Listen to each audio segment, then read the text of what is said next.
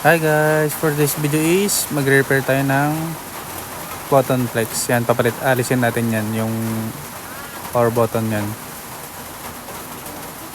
Yan, papalitan natin. So yan guys, bali nilagyan ko na siya ng flux para hindi siya masunog. So may hot soldering.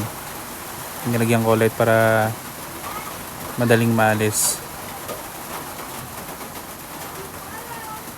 Yan guys, nakikita nyo naman. Maliit lang yan guys.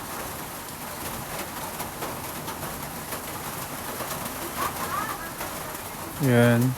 So yan, alis na guys. Yan, lapit ko para makita nyo. Yan, yan, ganun kaliit. Lilinisan natin yan guys. Nilagyan ko siya ng flux.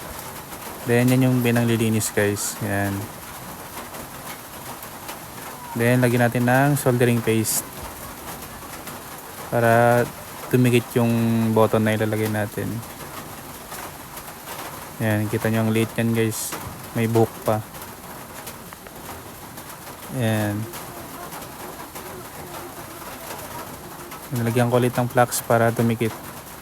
So yan, ilalagay na natin yung button. Yan o. Tinikit ko lang na ganyan guys.